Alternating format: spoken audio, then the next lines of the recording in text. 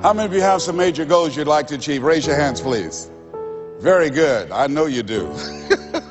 That's why you showed up. I like to ask people whether or not they have goals that they'd like to achieve, and hopefully they're goals that really are worthy of your efforts and your talents. I want you to shake someone's hand right now on your right and left, look them in the eyes and say, you have something special. I like to ask whether or not you have goals, but I want to ask you another question. How many of you know that if you had your life to live over again, you could do more than what you've done thus far? Raise your hands, please. Now, that proves a point that what we do and what we accomplish in life is only a tip of the iceberg of what's possible for us. So I want you to think about some goals that you'd like to achieve, and I'd like for you to, let's say, break them up in three categories. Number one, I want you to think about some personal goal you'd like to achieve. And I'd like for you to think about some career goal, some business goal that you'd like to achieve. And I want you to think about some social contribution, some impact you'd like to make with your life. It was Horace Mann who said, we should be ashamed to die until we've made some major contribution to humankind. I believe we live in the greatest country in the world that gives us an opportunity to leave our mark, to make a statement with our lives. And as you think about these goals, whatever those goals are, I want you to dramatically increase those goals. And I want to warn you, I don't want you to think about how you're going to do it. How is none of your business. The most important thing is just to increase those goals dramatically. I've found that most people fail in life, not because they aim too high and miss. Most people fail in life because they aim too low and hit. And many don't aim at all. So raise the bar on yourself and don't ask how you're going to do it. I'll never forget when I decided that I wanted to become a motivational speaker. I saw the late Dr. Norman Vincent Peale, and my heart said, I can do that. But my mind asked the question, how? And for over 14 years, I would go see Zig Ziglar and Dr. Norman Vincent Peale and Jim Rohn and different speakers, and I would be in the audience, and my heart would pounce and say, you can do that, Les. And then when I would leave, I would be going to the parking lot, and my mind said, how are you going to do it? And I spent so many years trying to figure out how. I wasted 14 years. How many of you ever procrastinated? Raise your hands, please. Yeah, see, so as you begin to think about your goals, the most important thing is, and write this down, commit yourself. See, once you commit yourself, the how will come, the way will come. Once you commit yourself, you will then figure it out. And if you're going in the wrong direction, all you have to do is turn around and go in the other direction. You will figure it out. You want to begin to just challenge yourself. You want to stretch yourself because you really don't know what you can't do. I never forget the first day that I met Mr. Washington. I was born in a poor section of Miami, Florida called Liberty City. I was born in an abandoned building on a floor with a twin brother. And when we were 6 weeks of age, we were adopted. And when I was in the 5th grade, I was identified as EMR, labeled educable, mentally retarded, put back from the 5th grade into the 4th grade. And I failed again when I was in the 8th grade. I don't have any college education, but because of my mother, and I feel like Abraham Lincoln, who said, all that I am and all that I ever hope to be, I owe to my mother. I saw a sign once that said that God took me from my biological mother's womb and placed me in the heart of my adopted mother. So my first major goal was to buy my mother a home, to take care of my mother. And I did that, took care of her until she passed at 88. But I'll never forget when I met Mr. Washington. I was in a class waiting on another student, and he came in and he said, young man, go to the board and work this problem out for us. I said, oh, sir, I can't do that. He said, why? I said, I'm not one of your students. He said, look at me. I said, yes, sir. Go to the board and work the problem out anyhow. I said, sir, I can't do what you're asking me to do. He said, why? Sir, because I'm educable, mentally retarded, sir. And as the students erupted in laughter, he came from behind his desk, he looked at me and he said, don't you ever say that again. Someone's opinion of you does not have to become your reality. And that was a turning point in my life. On one hand, I was humiliated. But on the other hand, I was liberated. Because he looked at me with the eyes of Goethe, who said, look at a man the way that he is. He only becomes worse. But look at him as if he were what he could be. Then he becomes what he should be. And so Mr. Washington, he challenged me. And I want to challenge you right now. about raising your goals. And I want you to shake someone's hand on your right and left, look them in the eyes and say, stretch yourself. Yeah, see, I think that you really have to stretch yourself to discover your stuff. I think that we have to really begin to experiment with life. And I said that you have something special. I didn't say that just to be kind and courteous. You do. See, I think that there are not many people that come to seminars and workshops or will watch a program of this nature. Why? I just think that most people are just satisfied to where they are. I'm reminded of a man one day. He was walking down the street and he passed his porch where some people were on the porch talking, and there was a dog moaning and groaning. And he was curious why the dog was moaning and groaning. And he went back and he said, excuse me, he asked the owner, why is the dog moaning and groaning? The guy said, because he's laying on a nail. He said, well, why won't he get off? He said, it's not hurting bad enough for him to get off. Just hurting bad enough to moan and groan. How many of you know people who should be here? Raise your hands, please. How many of you know people, all they do is moan and groan? Moan and groan. I'm not making enough money. Moan and groan. I'm unhappy with my job. 87% of people go to jobs that they hate. And in addition to that, you know, as we know that we have the dubious distinction in this country that on Monday morning the heart attack rate increases over 35%. On Monday morning between 6 o'clock and 9, people going to jobs that they hate. The heart said, didn't I tell you I didn't want to go? And attack them. Some of you don't want to go to work next Monday. So the thing is this. So you want to find out what resonates with you. What is it you really want to do? You want to experiment with life and find out what fits for you. You have something special. You have greatness within you. You have the ability to do more than you can ever begin to imagine. See, I believe that anybody through observation and practice can perform at the level of excellence. But when you're pursuing your greatness, and this is worth writing down, you don't know what your limits are, and you act like you don't have any. So I say to you, you have something special. You have greatness within you. And I want to make 4 things clear. Number 1, everything that I'm going to say, you already know it. If what I share, the message that I'm going to express right now and share with you, if it wasn't a part of who you are already, you wouldn't be in the audience. That's number 1. That's very important. It's already in you. I'm going to only confirm and validate that which is a part of you anyhow. The second thing is, everything I'm going to say to you, you've heard it before. From people with college degrees and credentials, I can't hold a candle to. It's common sense, but not common practice. Third thing is, I don't want you to agree with me, and I don't want you to believe me. I just want you to be open to some things right now. I want you to think beyond that which is commonly allowed. And I'm going to tell you what I'm up to. I want you to think about your goals, and I want to tell you what I'm going to do right now. My whole goal is to get past your mind. That's my whole challenge, and there's nothing you can do about it. I'm going to do that. See, your assignment was to show up. My assignment is to get past your mind and get into your heart. I want you to think about the goals that you want to achieve, and I really want to challenge you to make up your mind that you're going to make that happen for yourself. And I hope that it's some goal that really resonates with who you are.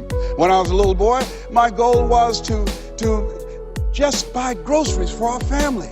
My mother worked on Miami Beach. She was a domestic worker. And my goal was to really be able to go to the grocery store and purchase groceries ourselves. The families knew that my mother had adopted 7 children. And so they said, Mamie, whatever food is left over after we eat, you can take that home to the children. They were very kind, very, very considerate people. My mother, who when she worked on Miami Beach, the people were very kind.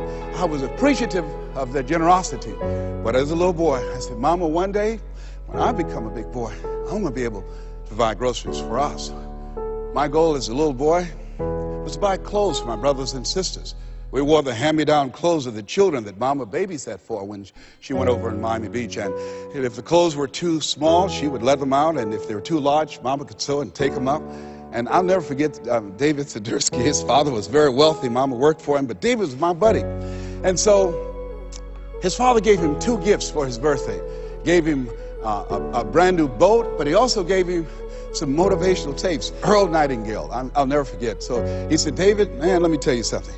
When I die, you're going to get everything. I want you to listen to these tapes. And when his father left the room, David threw those tapes in the wastebasket. I said, David, could I have those tapes?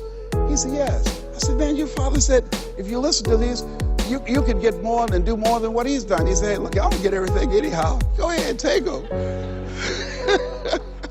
I told my children, I'm not leaving them anything. You know, if I had a quarter and thought I was going to die, I'll swallow it.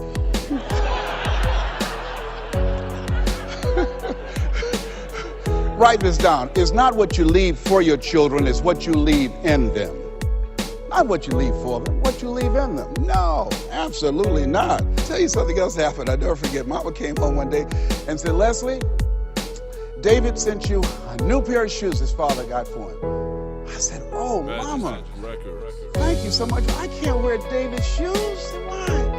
Well, you tell my buddy that, you know, I wear size 9.5. He wears size 9. She said, boy, shut up, sit down, and put those shoes on. She said, Marlon, go get some Vaseline.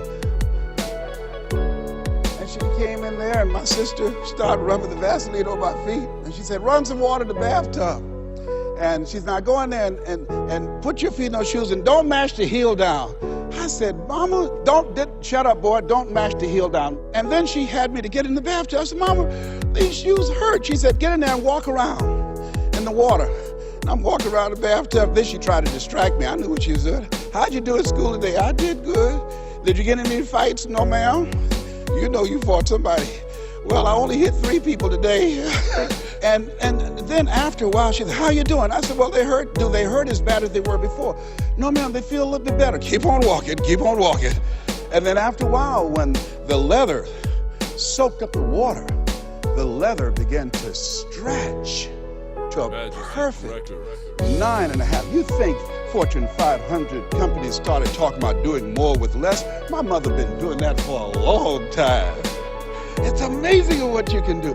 But who would have thought, anybody looking in on this kid and these 7 children, who would have thought? And I look at you and I say, you have greatness within you. You have the ability to do more than you can ever begin to imagine. No one could have convinced me that I would be doing what I'm doing right now. You know, the easiest thing I do every year is go into a sales organization and dramatically increase their sales, or go into a prison and enable prisoners to see themselves differently and teach them the methods and techniques of how to plug into the system, or motivate young people to begin to see how they can have a vision of themselves in the future and fit. That's the easiest thing I do, or train a speaker to help them to leverage their experience as a speaker and say, look, speaking is a projection of who you are, not who you think you ought to be, and come with power from a platform. That's the easiest thing I've ever done. Let me share with you the most difficult thing I've ever done. The most difficult thing I've ever done was to believe that I can do what I'm now doing. No one could have convinced me, just given my circumstances. I earn millions of dollars every year. No one could have convinced me. If both my parents came up here right now, I would not know either one. No one could have convinced me, being labeled educable, mental retarded, born in an abandoned building on the floor in Liberty City, poor section of Miami, Florida, failing twice in school, no college training, never worked for a major corporation. I did not know I can do what I'm doing right now. Never forget Mike Williams, my mentor.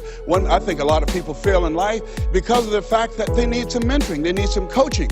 Repeat out to me, please. You need some coaching. Yeah, see, you can't see the picture when you're in the frame. I remember Mike saying, Les, you can do this. Mike, how, man? Wait a minute, Mike. How much am I going to be able to charge, Mike? Les, you could start out at $1,000 an hour. Mike, I don't make that working for 2 weeks. Come on, Mike. Man, I appreciate your belief in me, Mike. Look, Mike, I work for the Miami Sanitation Department, man. I've been a garbage collector. I've done door-to-door sales. That was great, and I'm here as a disc jockey. That's good, Mike, but Mike, I don't think I can do that, Les. You can. But Mike, I don't have any credentials. I've never written any book, anything. Man, I'm not rich. How can I teach somebody to do something I've never done? But Les, why don't you just test yourself? Why don't you stretch, Les? Come on, man. Mike, I don't know. And here's something I realized. Write this down. Sometimes you have to believe in somebody's belief in you until your belief kicks in. I respect Mike Williams. Here, this young man, he saw something in me that I didn't see it, in strong analytical mind. And I looked at him. I always respected his thinking. And he looked at me and he made me feel special.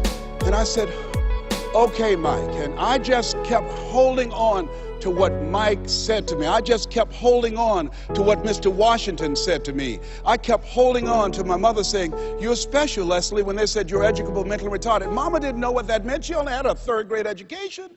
So she said, he'll be all right, honey, hard head make a soft behind. He'll be fine. But she said, you're special, baby. You are special. And they kept saying that over and over again. Faith comes by hearing and hearing and hearing. And so here's what I want you to do. Let us say together, as you think about your goals and your dream, let us say together, it's possible. Together, please. It's possible. Say it like you mean it. Thank you. Write that down. See, most people never achieve their goals because most people suffer from possibility blindness.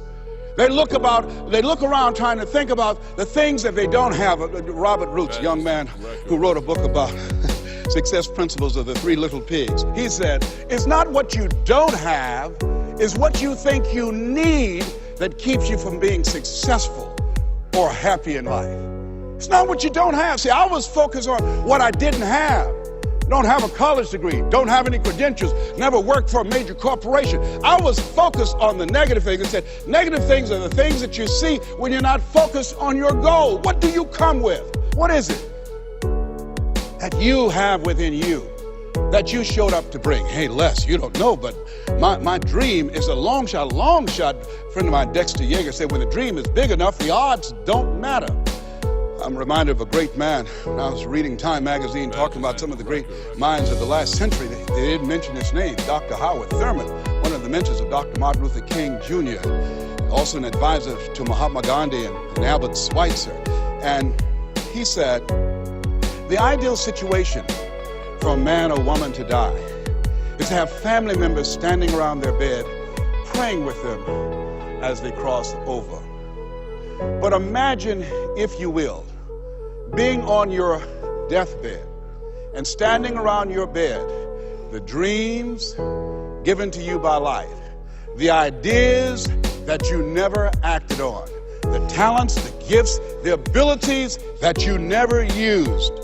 And there they are, standing around your bed, looking at you with large, angry eyes, saying, we came to you, and only you could have given us life.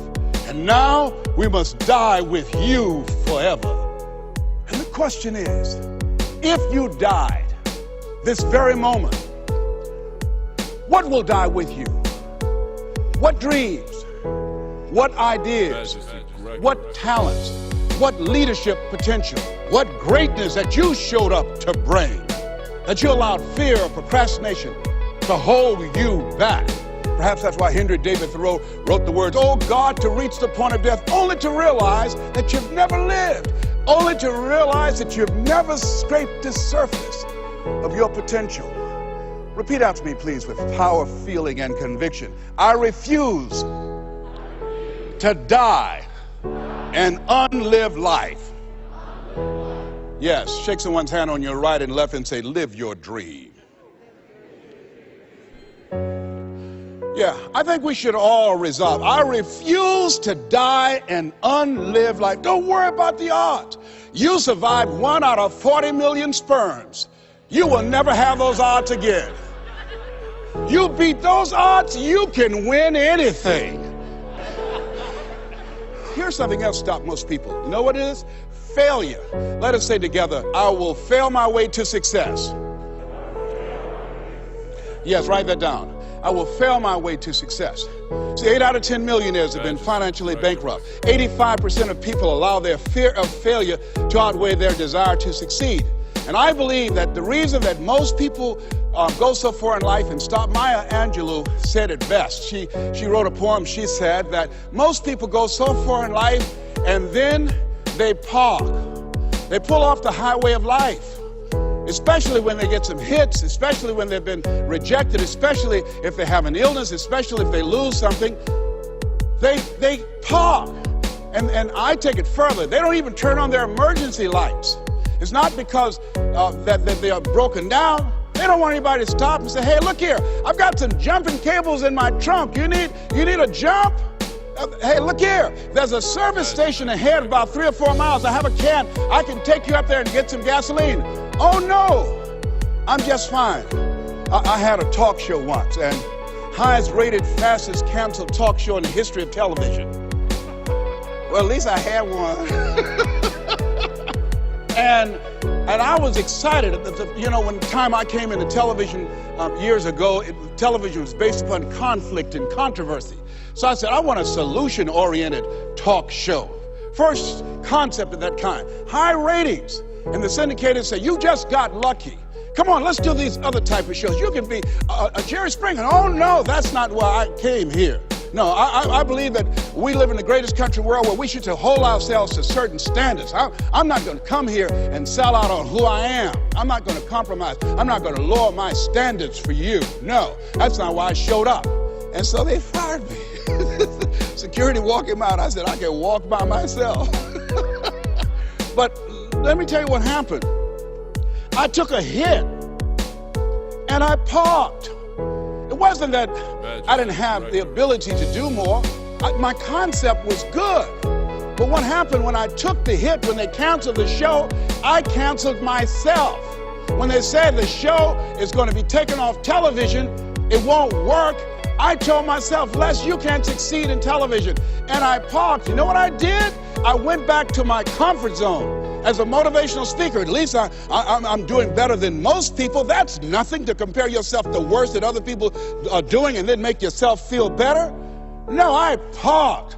I didn't have my emergency lights on. I didn't want to show up on the radar. I parked. You know how long I parked? I parked for 10 years. Do you hear me? Now, unlike Regis Philbin, when his shows were canceled, he kept going, he kept going, he kept going, and he got other shows. I bet you somebody gave him a push. Somebody said, hey, you need a lift? I didn't even make that an option for me. I got off the highway, I went back to my comfort zone, and I parked. The show failed, and I identified myself as a failure. And guess something happened. One day, just flipping the channels, looking at PBS, and saw Wayne Dyer, my friend Wayne Dyer. And boy, I said, wait, we're both in our 60s. Wayne is still doing it. Wow, the little hair he has, it's gray, he's still there. I said, hey, I've got some more stuff in me. I've got another PBS special in me. I've got some other ideas. You know, Oprah and Phil, they're doing my stuff. Maybe I need to come back out here. And I went back and started calling PBS and different people. They said, Les, what happened to you? I said, well, I didn't know whether or not anybody would be interested in me because the show was canceled. No, you had some good ideas. And when they said, yeah, we would love to do a show with you, I said, you would? They said, yes. And when I went into the studio and people that worked with 10 years ago, they were still there. And I said, you guys, you know, do you guys still have it? They said, we have it. Do you have it? Magestick. I said, I think so. And I did the show, and I wasn't as good as I was 10 years ago because I was off the highway. I'd gotten off the highway of life. I've been parked for so long, it's taking me some time to get my strength back, to find my power, to get my confidence back. But at least I'm back out there in the game, determined to dry empty.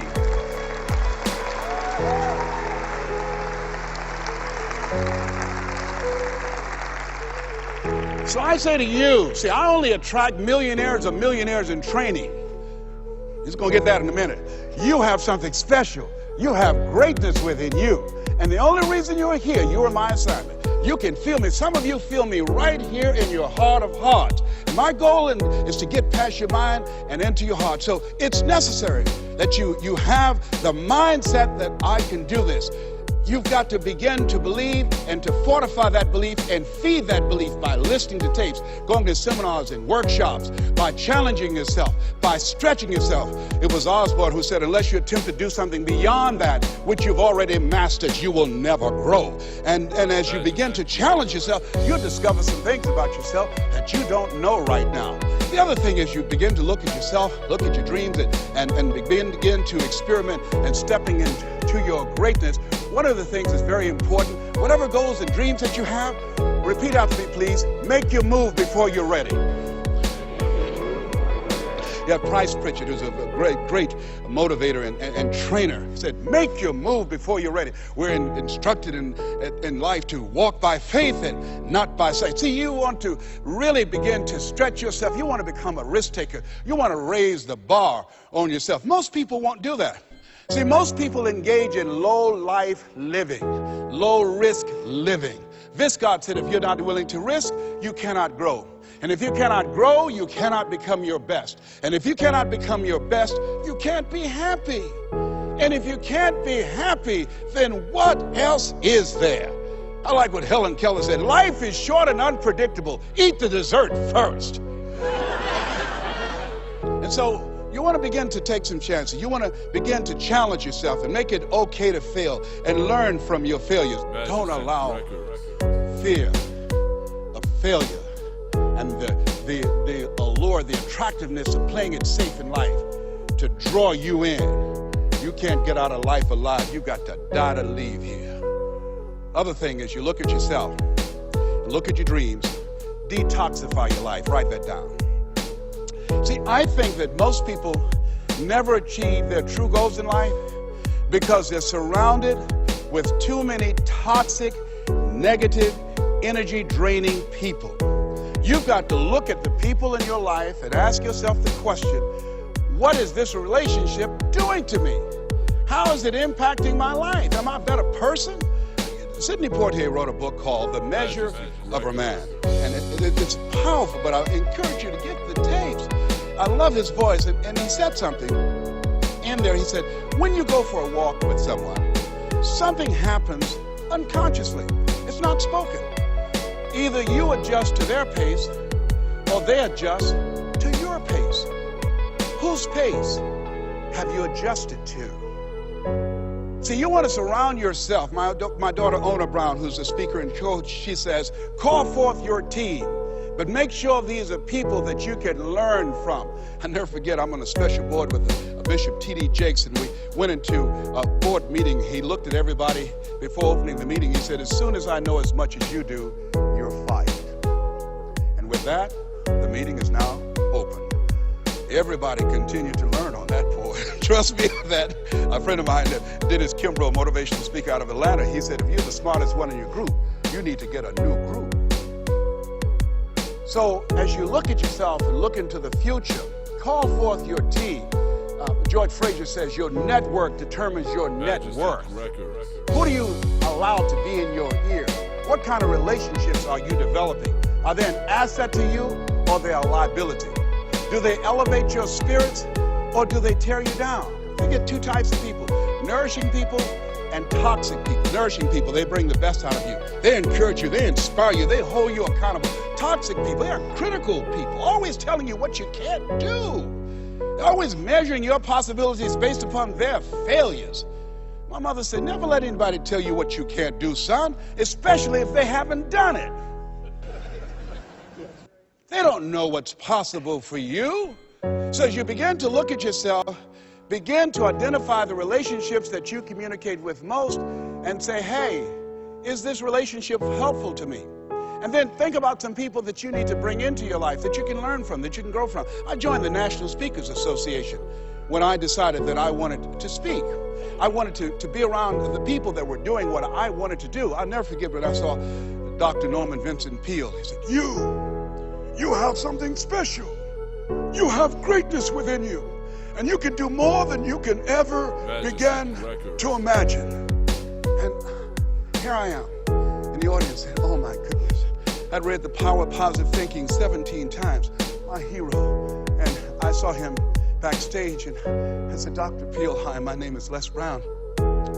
I've listened to your tapes and I've read your books.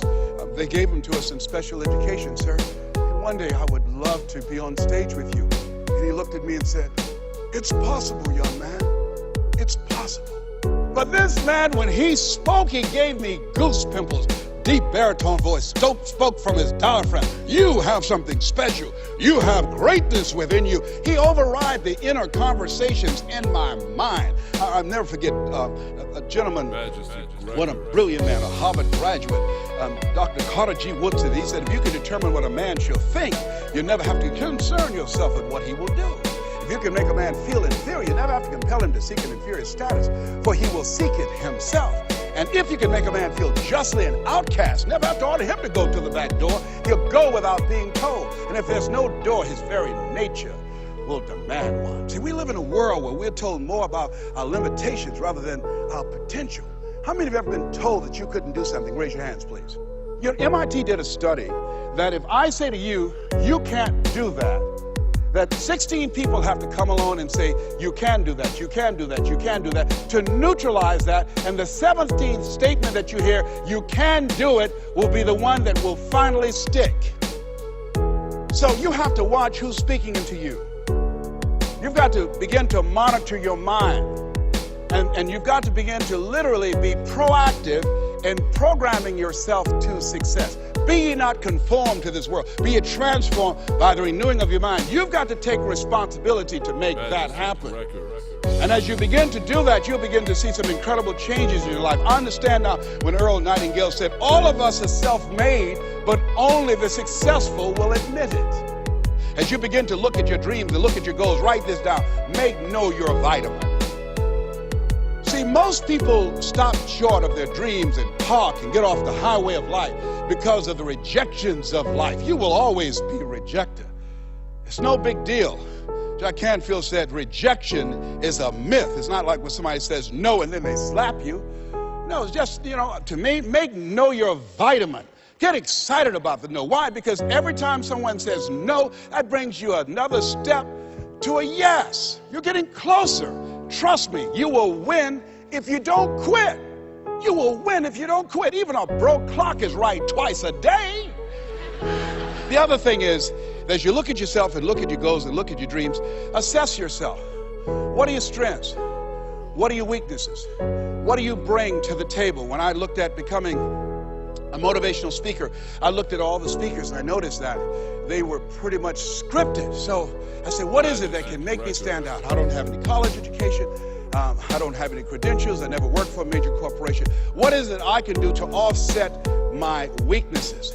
And then something said, well, Les, and this is very important, Mr. Washington, Mr. Brown, yes, sir, what do you want to do with your life? I want to become successful. Good. He said, you must be willing to do the things today others won't do in order to have the things tomorrow others won't have. That's why you said you have something special. See, very few people go to seminars and workshops. They'll go to a concert, but showing up to get something that can expand their minds and help them to begin to see their lives differently, to give them a larger vision of themselves, they'll be too busy. Or they say, well, how much does it cost? Well, information costs, but it pays for itself. Here's the other thing is, ladies and gentlemen, let's say it's me. Yeah, see, it's possible you can live your dream. It's necessary that you have the mindset that I'm going to do this. But you've got to take ownership. You've got to decide, hey, I'm going to do this. You've got to take responsibility for your life. George Bernard Shaw said the people that make it in this life, they look around for the circumstances that they want, and if they can't find them, they create them. You've got to decide, it's me. You've got to say, and say this with conviction, I expect to win. Yes, I think it's important that we say that. You know, if you ask most people, do you want to become successful?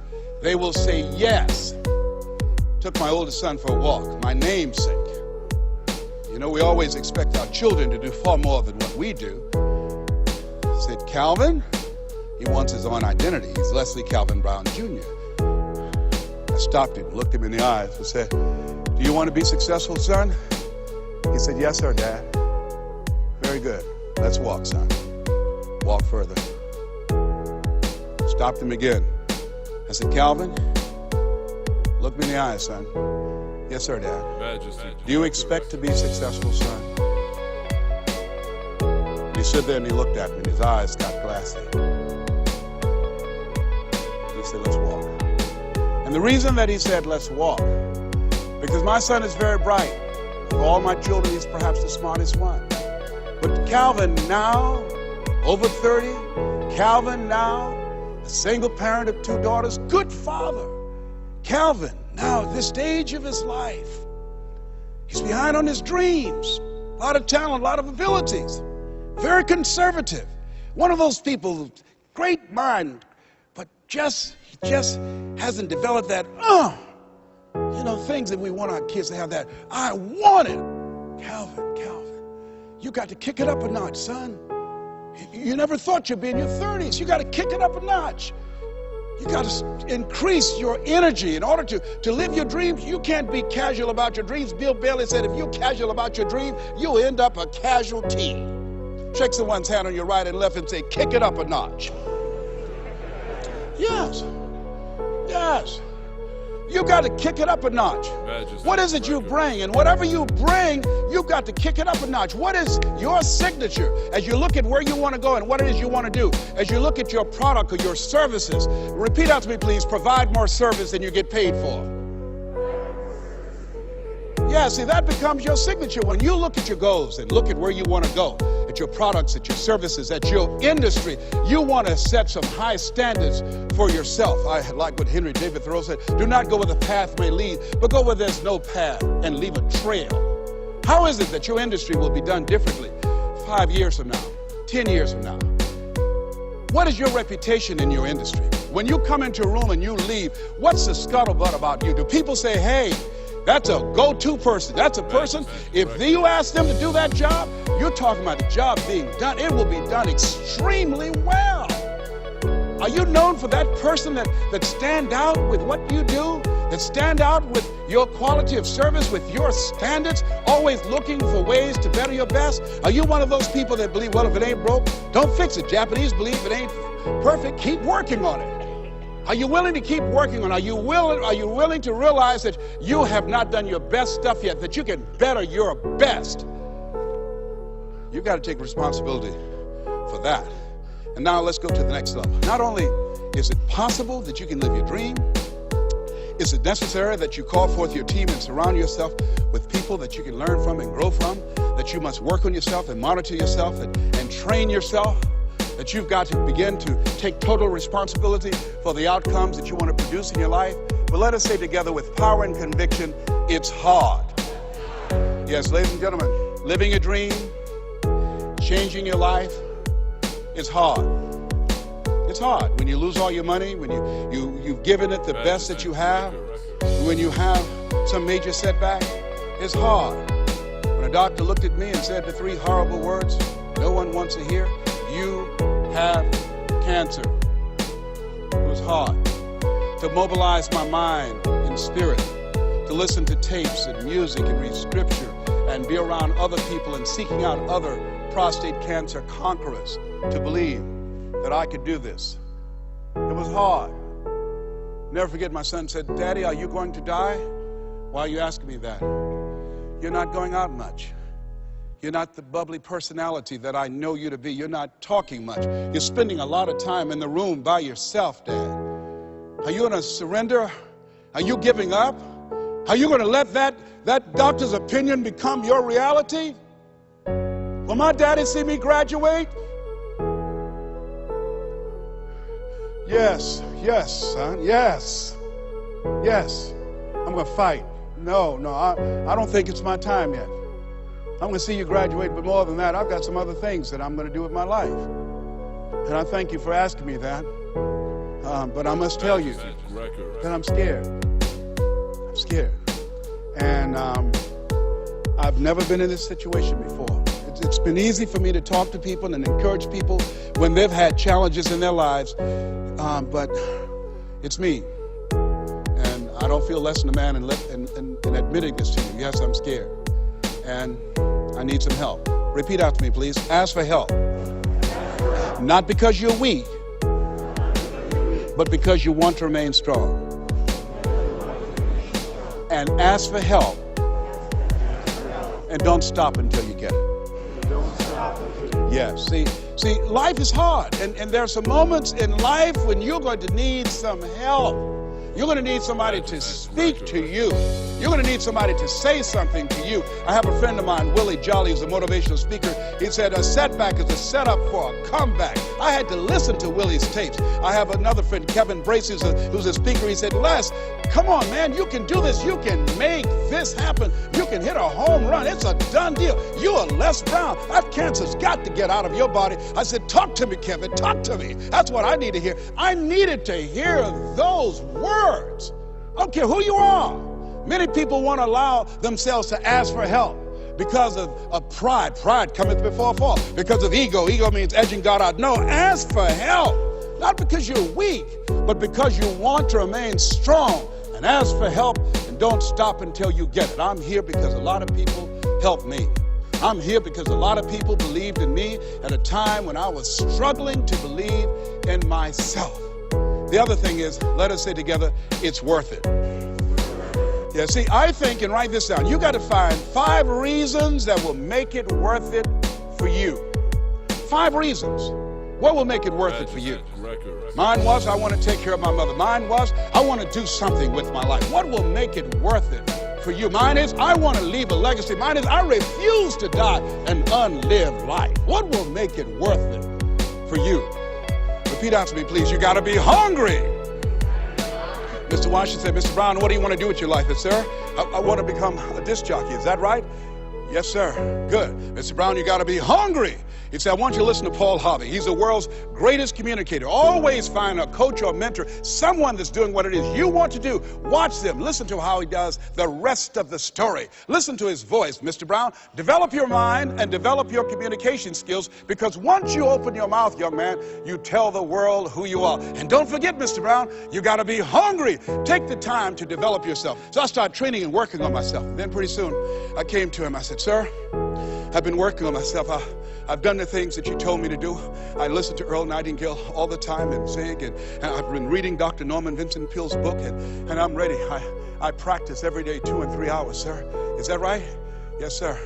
Very good, Mr. Brown. You got to be hungry. I said, why do you continue to say that? Sir, people that are hungry are unstoppable, Mr. Brown. People that are hungry, no excuse is acceptable. Go out and face the music, young man. And don't forget, stay hungry and know your vitamin. I went to apply for a job on Miami Beach. Milton Butterball Smith was the program director. Hello, Mr. Butterball. How are you, sir? My name is Les Brown, sir. I like to be a disc jockey. He said, young man, you have any journalism in your background? No, sir, I don't. You have any experience in broadcasting? No, sir, I don't. He said, I'm sorry, we don't have any job for you. I went back and I told Mr. Washington. I was devastated. I said, Mr. Washington. They said, no, they wouldn't even allow me to audition for them, sir. Mr. Brown, don't take it personally. I told you, know your vitamin. Most people are so negative, they have to say no 7 times before they say yes. Be unstoppable, Mr. Brown. You got to be hungry. Go back again. Yes, sir. Hello, Mr. Butterball. How are you, sir? My name is Les Brown, sir. I like to be a disc jockey. Young man, weren't you here yesterday? Yes, sir, I was. Didn't I tell you no yesterday? Yes, sir, you did. Then why are you back today? Well, sir, I didn't know whether or not somebody was laid off or somebody was fired, sir. Nobody was laid off or fired. Now get on out of here. I came back the next day. Hello, Mr. Butterball. How are you, sir? My name is Les Brown, sir. I like to be a disc jockey. I know what your name is. Weren't you here the last 2 days? Yes, sir, I was. Didn't I tell you no the last 2 days? Yes, sir, you did. Then why are you back today? Well, sir, I didn't know whether or not someone got sick or someone died, sir. No one got sick or died. No one was laid off or fired. Now, don't you come back here again. I came back the next day talking loud, looking happy like I see you for the first time. Hello, Mr. Butterball. How are you? He looked at me with rage. He said, go get me some coffee. I said, yes, sir. So I became the errand boy for the disc jockeys. I'd go get their lunch and their dinner, and I'd stand in the control room, memorizing their hand movements on the control board and all the instruments, learning everything that I could, because I expected to be behind that microphone. Then one day, it was a Saturday afternoon, and a disc jockey by the name of Rockin' Roger was drinking while he was on the air. Rockin' Roger got so drunk, he started slurring his words. He was about to fall off the chair. He obviously could not complete his program. And there I was, looking at him through the control room window. A Saturday afternoon, I was the only one there. young, ready, and hungry. Walking back and forth saying, drink, rock, drink. Drink, rock. I'd have gone and get him some more if he'd asked me to. Then pretty soon the phone rang. It was the general manager, and I answered the phone. I said, hello? He said, young boy, this is Mr. Klein. I said, I know. He said, Rock can't finish his program. I said, I know. He said, would you call one of the other DJs in? I said, yes, sir. I hung the phone up. I said, you must think I'm crazy. I called my mom and my girlfriend, Cassandra, and said, y'all come out on the front porch and turn up the radio. I'm about to come on air. Magestick Records. I waited for about 20 minutes, and I called him back. I said, Mr. Klein, I can't find nobody.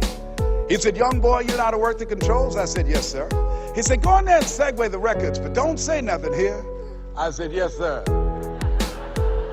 I couldn't wait to get old Rock out of the way.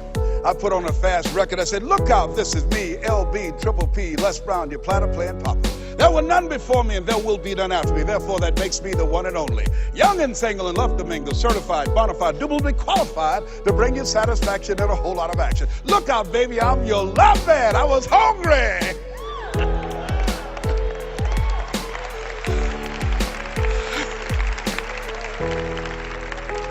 The people that want to step into their greatness are hungry. Shake someone's hand on your right and left and say, you gotta be hungry.